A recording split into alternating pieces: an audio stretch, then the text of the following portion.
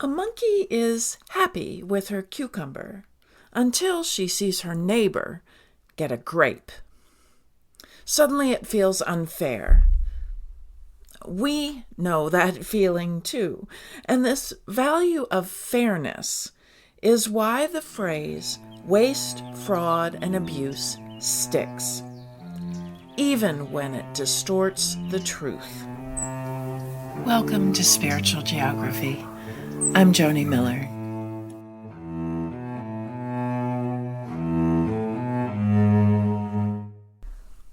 At a packed town hall in Lincoln, Nebraska this August, Republican Congressman Mike Flood faced a scene he likely didn't expect.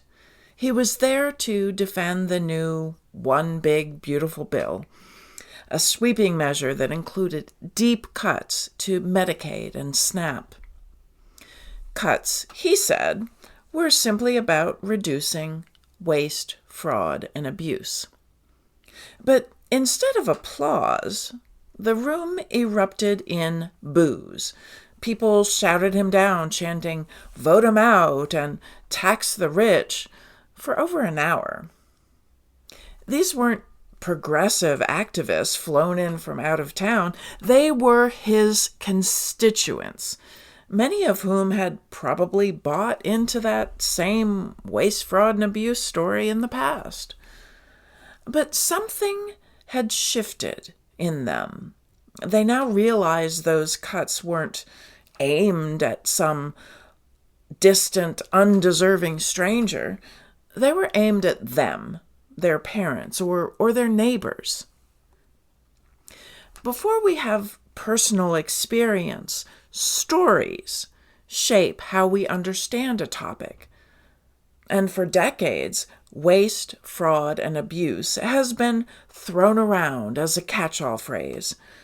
The phrase is easy to remember because it taps into something primal. We don't want to be cheated. We don't want someone else to get more than their fair share. Fairness is an innate human value. Turns out it's also a value of primates, which brings me to a famous experiment with monkeys, cucumbers, and grapes. Researchers Fran DeWall and Sarah Brosnan put two capuchin monkeys side by side. Each one was trained to hand over a small rock. If the monkey completed the task, she got a piece of cucumber. At first, both monkeys were perfectly happy munching on their cucumbers. But then, one of them was given a grape instead, a sweeter, higher value treat. The other monkey watched, and suddenly, her cucumber was no longer acceptable. She threw it back at the researcher in protest with really good aim. I laugh hard each time I watch the video. I've included the YouTube link in a footnote. But there's a deeper truth here. We know this feeling. We may not be throwing cucumbers at the person we feel isn't treating us fairly, but we know this feeling. We're fine with our paycheck until we learn a coworker makes more for the same job. We're fine waiting in line until someone cuts ahead. Kids are fine sharing toys until someone else gets the special one. Fairness is part of our human survival wiring, but it also has a shadow side, that instinctive reaction can be manipulated. And that's exactly what happened with the rise of the waste, fraud, and abuse story. Let's go back to 1976, when Ronald Reagan popularized the story of a Chicago woman who came to be known as the welfare queen. He told crowds she drove a Cadillac and lived lavishly while collecting welfare checks under dozens of names. Indeed, there was a woman who committed fraud, but she was one very extreme case. Reagan's retelling turned her into a cultural symbol. The implication was clear. If one woman was living large on taxpayer money, then many others must be as well. That framing was powerful. One political scientist traced how Reagan's story shifted public opinion, repeating one sensational case until it colored how people imagined welfare as a whole. Now the phrase waste, fraud, and abuse gets tossed into speeches and debates like punctuation. It's quick, it's sticky, and it plays right into our monkey brain. Someone else is getting more grapes than I am. My tax dollars are supporting people who aren't deserving. The problem is, the reality doesn't line up with our inner dialogue. Surveys show that many Americans believe fraud in welfare programs is widespread, that nearly half the budget is lost to abuse. But real-world data shows something different. The actual fraud rate is under 2%, a fraction of the size of people's assumptions.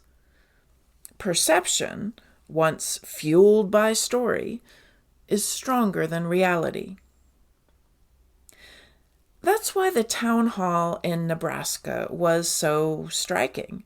For years, the story worked.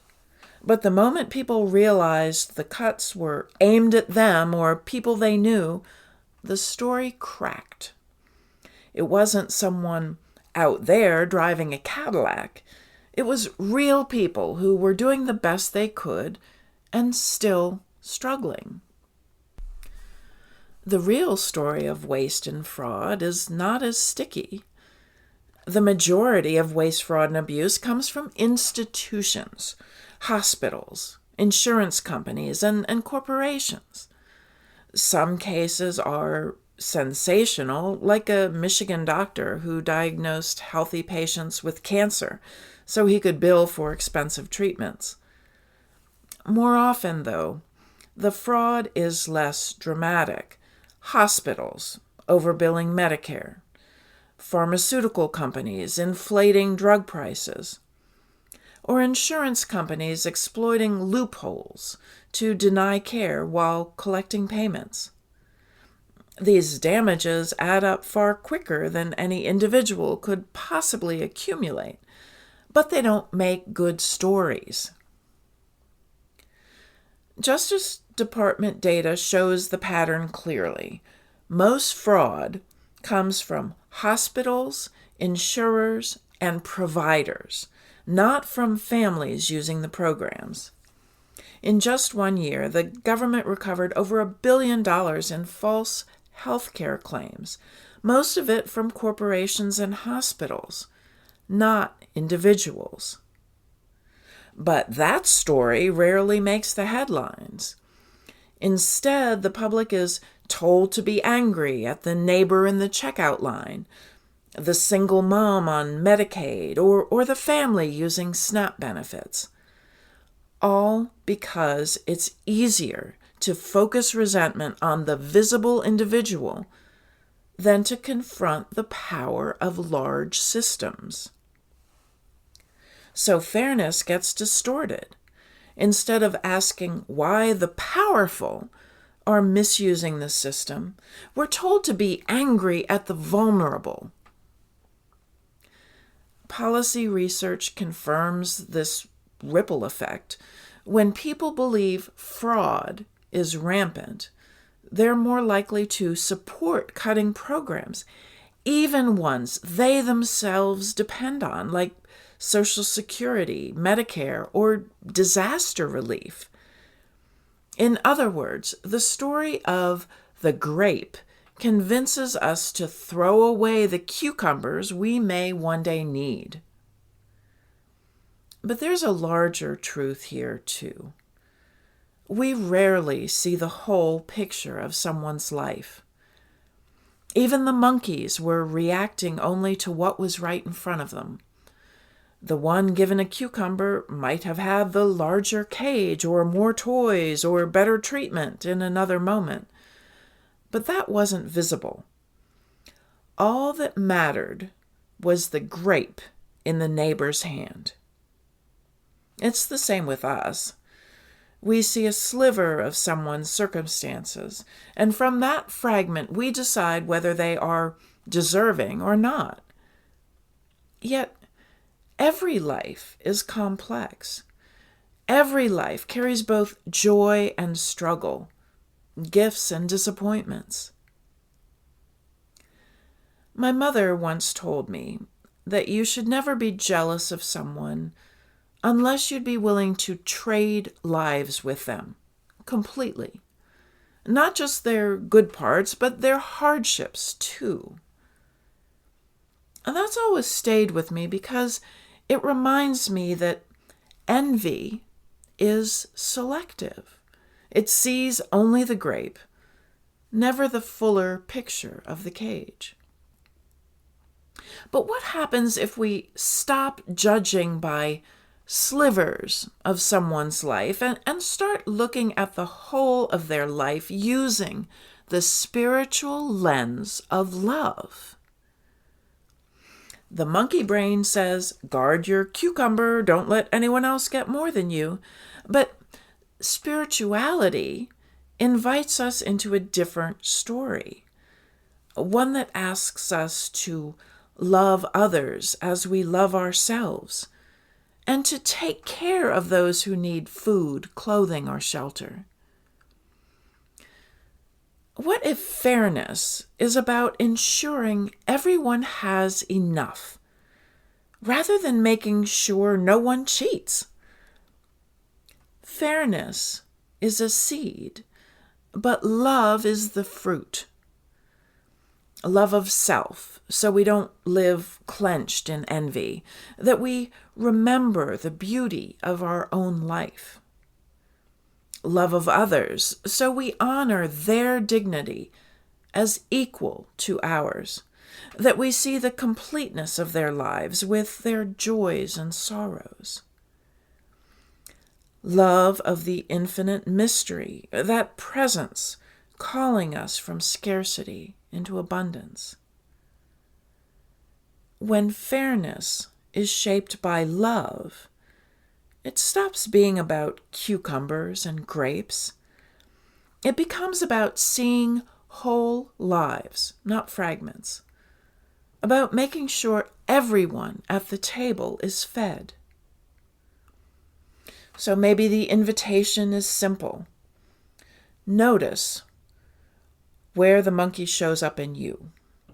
When do you want to throw the cucumber back and shout, "It's not fair"?